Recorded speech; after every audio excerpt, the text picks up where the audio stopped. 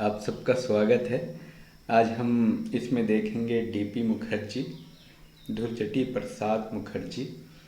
और उन्होंने स्पेशली भारतीय समाज में ट्रेडिशन एंड चेंजेस एक साथ उन्होंने देखा कि किस तरह से परंपरा भी बनी हुई है और परिवर्तन भी हो रहे हैं मॉडर्नाइजेशन के कारण, यूनिवर्सलाइजेशन के कारण परिवर्तन हो रहे हैं, इंडस्ट्रियलाइजेशन के कारण, और एक परंपरा जो है बनी हुई है।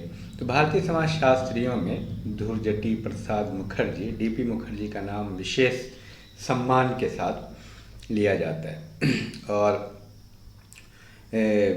हर एक क्षेत्र में उनका काफ़ी योगदान है, न ही सिर्फ समाजशास्त्र।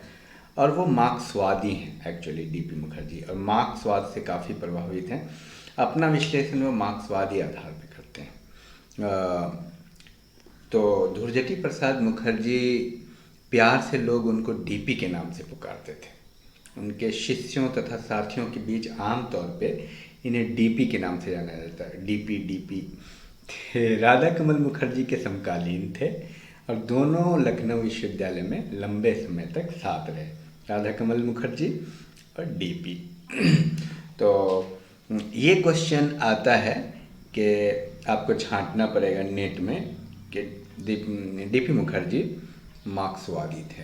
कौन मार्क्सवादी थे, कौन से सब अल्टर्न थे, कौन विद्याशास्त्री थे जैसे जीएस घुरिये। और वो अपने आप को मार्क्सवादी कहलाना भी पसंद करते थे, क्योंकि उस समय आप ये समझ लीजिए कि मार्क्सवाद अपने आप में एक फैशन था, इंटेलेक्चुअल होने का भी फैशन था। इन्होंने भारतीय इतिहास का द्वंद्वात्मक प्रक्रिया द्वारा विश्लेषण किया, डायलेक्टिकल मेथड के द्वारा। इनके अनुसार परंपरा तथा आधुनिकता, उपनिवेशवाद तथा राष्ट्रवाद, समूहवाद के बीच द्वंद्व चलता रहता है। एक तरफ परंपरा है, एक तरफ परंपरा कहती है कि कैसे हम आधुनिकता को माने, दोनों में लड़ाई चलती रहती है। परंपरा और आधुनिकता निरंतर एक दूसरे को प्रभावित करते हैं। उन्होंने अंग्रेजी तथा बंगाली में बहुत सारी पुस्तकें लिखी और समाजशास्त्र के पूर्व इतिहास, अर्थशास्त्र में भी अध्ययन किया था। इनकी अभिरुचि के विषयों में साहित्य, संगीत, फिल्म, पाश्चात्य और भारतीय दर्शन, मार्क्सवाद, राजनीति, अर्थशास्त्र, सारी चीज़ें। देखिए उस समय बहुत ज़्यादा स्पेशलाइजेशन नहीं था, और समाजशास्त्र तो ऐसे भी आपको पता है कि इंटरडिसिप्लिनरी है।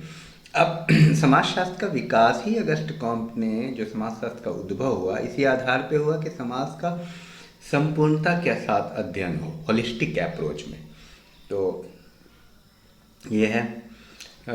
और आगे बढ़ते हैं, देखते हैं इनकी कीर्ति रचनाएं। देखिए विविधताएं जो बहुत मशहूर हैं इनकी रचना, डाइवर्सिटीज़, डीपी मुखर्जी। ये क्वेश्चन काफ़ी आता है, ये आता है डाइवर्सिटीज़, तो इसको आप जरूर याद करिए। Personality and social science, basic concept and sociology, आधुनिक भारतीय संस्कृति, भारतीय युवाओं की समस्या, समाजशास्त्र की मूल अवधारणाएं, व्यक्तित्व और सामाजिक विज्ञान, आधुनिक भारतीय संस्कृति, टैगोर एक अध्ययन, भारतीय इतिहास पर 1950, ऑन इंडियन हिस्ट्री, भारतीय संगीत पर परिचय, भारतीय युवाओं की समस्याएं, विचार और प्रतिविचार। चूँकि ये मार्क्सवादी थे। भारतीय संस्कृति का समाजशास्त्र, भारतीय परंपरा और सामाजिक परिवर्तन, ये बहुत महत्वपूर्ण है। Indian tradition and social change. तो मुखर्जी का मानना है कि इतिहास, समाजशास्त्र, अर्थशास्त्र परस्पर घनिष्ठ रूप से जुड़े हुए हैं, अतः इन विज्ञानों की अध्ययन सामग्री का आदान प्रदान होना चाहिए। जाहिर सी बात है, इतिहास, समाजशास्त्र, तो देखिए जो समाज गुजर गया वो इतिहास है। वर्तमान समाजशास्त्र, वर्तमान समाज का अध्ययन वर्तमान समाजशास्त्र कहलाता है, और पास्ट समाज का अध्ययन इतिहास कहलाता है। बस इतना फर्क है। इकोनॉमिक पहलू का अध्ययन अर्थशास्त्र कहलाता है। तो घनिष्ठ तो है ही। आपका भी मानना है कि संपूर्णवादी दृष्टिकोण ही समाज की घटनाओं की व्याख्या करने का आधार होना चाहिए, जो हम आपको बोल रहे थे। तो होलिस्टिक अप्रोच में इसलिए इन्होंने हर क्षेत्र को टच किया।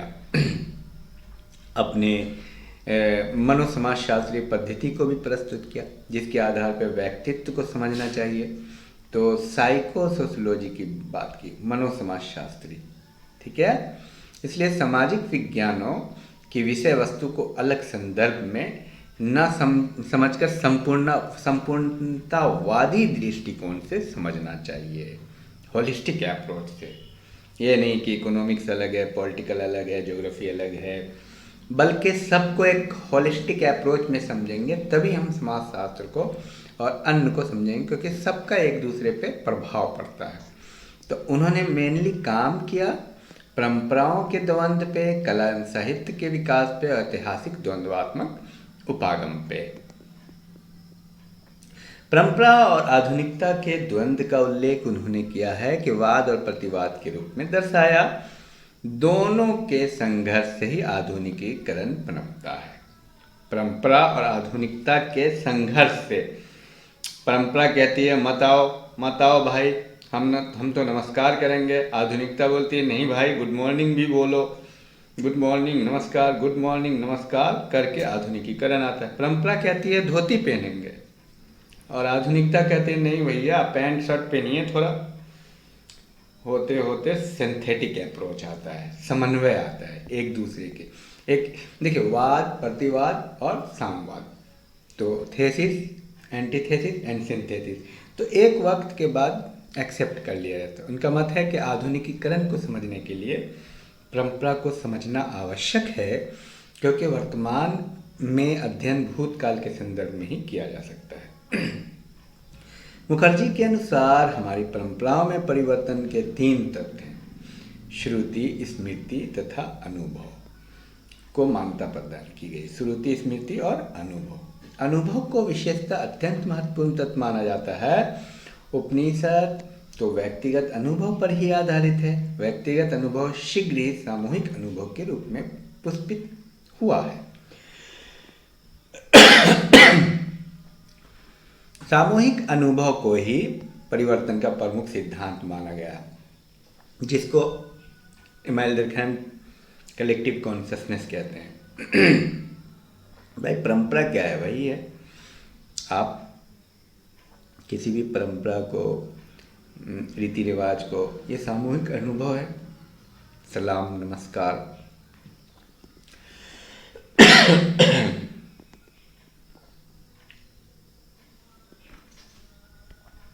मुखर्जी साहब बताते हैं कि जब कभी उच्च और निम्न बौद्धिक परंपराओं में संघर्ष की स्थिति उत्पन्न होगी तो उसका अनुमान लगा लिया जाता है। प्रयत्न पूर्वक उन्हें वैचारिक दृष्टि से एक दूसरे के निकट ला दिया जाता है। भारतीय समाज जाति प्रधान समाज रहा है। ये एक ऐसा समाज है जिसने वर्गों के निर्माण को रोका है तथा सब प्रकार की वर्ग चेतना को दबाया है। यहाँ तो चुनाव में भी वर्ग चेतना, जातीय चेतना या भावना के अंतर्गत समाहित होती है।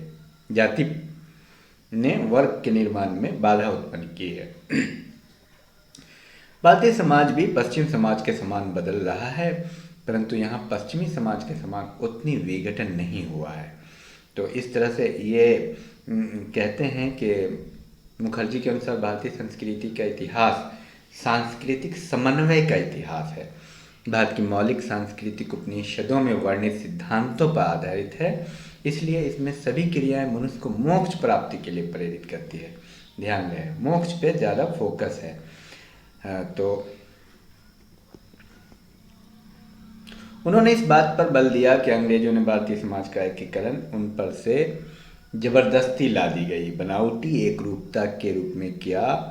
इसके दूरगामी दृष्टि से इनके परिणाम अच्छे नहीं हैं। उनका विचार था कि क्षेत्रीय संस्कृतियों की विशेषता की एकता से ही भारत का निर्माण होगा, न कि जबरदस्ती एकीकरण को लादा जाए। ये अध्ययन पद्धति आपको बताया गया है कि द्वंद्वात्मक अध्ययन पद्धति है, मार्क्सवाद से प्रभावित है। द्वंद्वात्मक अध्ययन पद्धति में क्या होता है कि एक जो है ना थेसिस होता है, दूसरा एंटीथेसिस होता है, वाद, प्रतिवाद और संवाद। जैसे अपने द्वंद्वात्मक दृष्टिकोण के आधार पर भारतीय परंपराओं का संघर्ष का अध्ययन किया है। भारतीय समाज परंपराओं से पूर्णतः प्रभावित है। इस कारण कई बार बृहद परंपराओं का लघु परंपराओं से संघर्ष का द्वंद्व चलता रहता है। बृहद परंपराएं संस्कृत भाषा में मिलती है, जबकि लघु परंपराएं स्थानीय और क्षेत्रीय भाषा में मिलती है।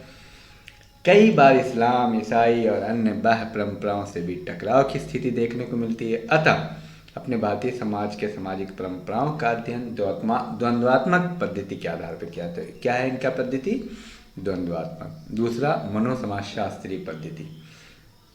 समाज की यथार्थता जानने के लिए वैज्ञानिक पद्धति का उपयोग करना चाहिए। अपने समाजशास्त्रीय अवधारणा का मुख्य तत्व व्यक्तित्व को बताया है।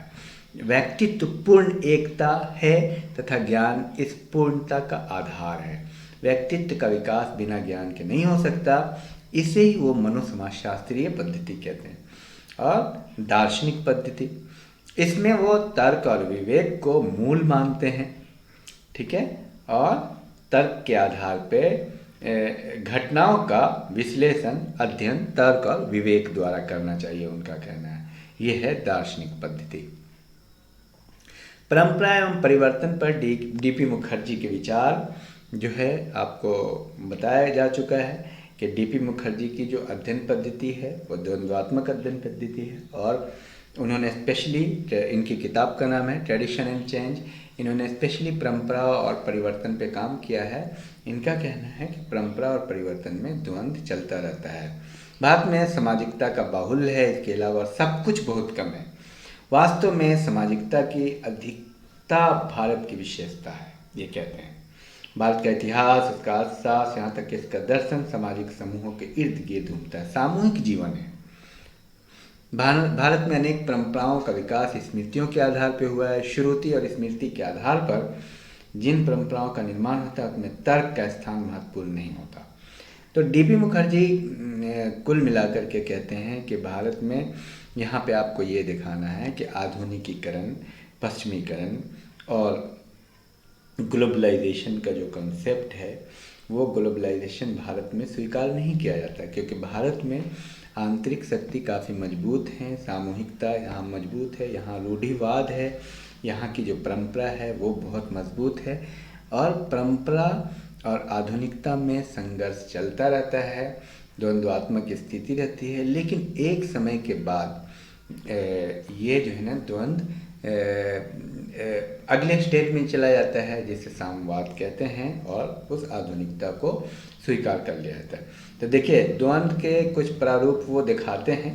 लघु एवं बृहद परंपराओं में द्वंद्व, भारतीय समाज में भी अंदर लघु और बृहद परंपराओं में भी द्वंद्व होता है। पुनर्जागरण की कड़ियाँ, उच्च एवं निम्न परंपराओं में द्वंद्व, आंतरिक एवं बाह्य परंपराओं में द्वंद्व, परंपरा एवं आधुनिकता में द्वंद्व। तो द्वंद्व इन्होंने हर जगह दिखाया है। लघु एवं बृहद परंपराओं में द्वंद्व। लघु परंपराएं वे होती है जो अलिखित होती है, जिनकी उत्पत्ति स्थानीय स्तरों पर होती है। जैसे भारत में हर जगह का अपना लोक गाथा है, कहानियाँ हैं, अलग अलग चरित्र है, कैरेक्टर है, और एक बड़ा कैरेक्टर है जैसे राम है। तो लघु परंपरा और बृहद परंपरा में भी वो उनको मानते हैं जो क्षेत्रीय है, स्थानीय है। तो वो लिखित नहीं होता है। इस तरह से उदाहरण के लिए ब्राह्मण परंपराओं का विरोध बहुत से संतों ने किया, जैसे नानक, नामदेव, तुकाराम, कबीर, चैतन्य, दादू दयाल। इस तरह से इन्होंने सुधारात्मक परंपराओं को चलाया और सुधारवादी आंदोलन चलाया। उच्च एवं नवीन परंपराओं में द्वंद्व। टर्नर ने परंपराओं को दो भागों में विभाजित किया, उच्च परंपरा और निम्न परंपरा। उच्च और निम्न परंपराओं में भी निरंतर द्वंद्व की स्थिति विद्यमान होती है। इन दोनों परंपराओं को भी भारतीय समाजशास्त्रियों को अध्ययन में सम्मिलित करना चाहिए। यह है बाह्य और आंतरिक परंपराओं में। भारत पर प्राचीन काल से ही बाहर से आक्रमण हुए, जैसे शक, हून, कुषाण, मंगोल, मुसलमान, अंग्रेज, क्या करते हैं कि मुगल आते रहे। इन सब की परंपराएं भारतीय परंपराओं से भिन्न थी। इस कारण भारतीय परंपराओं का संघर्ष भारतीय परंपराओं से हुआ, जब वो आ गए, और बाद में एडजस्टमेंट और एडेप्टेशन होता है। तो ये था डीपी मुखर्जी। अब हम AR देसाई की बात करेंगे अगले वीडियो में। Thank you.